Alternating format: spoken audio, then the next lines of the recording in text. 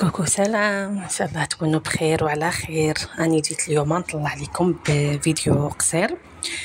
الوغ هنايا كانت عيطت لي لوستي وقالت لي راني جاياتك، يعني في لا ديرنيير مينوت مع صباح نوت ديريكت. وجدت يعني واش نحط لها. الوغ نوت درت هنايا خبزه تاع بريوش، يعني راني حاطه يعني الوصفه في القناه. عندي كاس حليب، كاس ماء دافي، عندي مغرفه تاع الخضار، مغرفه تاع سكر، مغرفه تاع خميره تاع الخبز. نطم بالفارينه حتى تجينا هكا معجنه. درت لافاني ودرت زيت تاع سيترون. بعد ما خليت العجينه تاعي تخمر رحت ندير تاني كيك تاني. كاني حطيت العروسات كامله في القناه. درت 3 حبات بيض، كاس زيت، كاس سكر، شويه لافاني و كيس تاع خميره تاع الحلويات. ودرت هنا الفارينه، يعني حاجه سهله. يعني كيك ستاندار كيما يقولوا. تاني فرغته في المول وحطيته يطيب.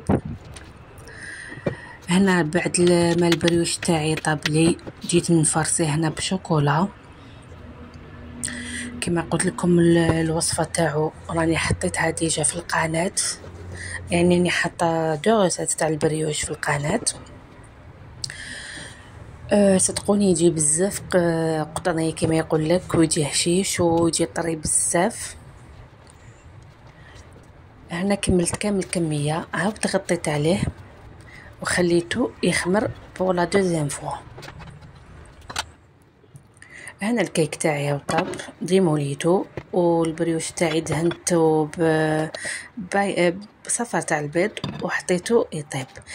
بديت ندير هنا لي سيجار. عندي كميه تاع المكسرات، عندي 3 كيلات تاع مكسرات. درت كيله ميم با معمره تاع سكر، شويه حلوه الترك، وطميت بالمزهر ودرت قريصه تاع قرفه وريليتهم هنايا في بالديول. قليتهم ووجدتهم، يعني قلت لكم بعطيت الروكور هنايا. هنا عسلتهم بعد ما طابوا وحطيتهم بجاه. كنت هنا كملت وجدت طابله كامل. هاو البريوش تاعي كيفاه طاب، شوفوا لي كيفاه جا ما شاء الله. دهنت الوجه تاعو بلا جولي.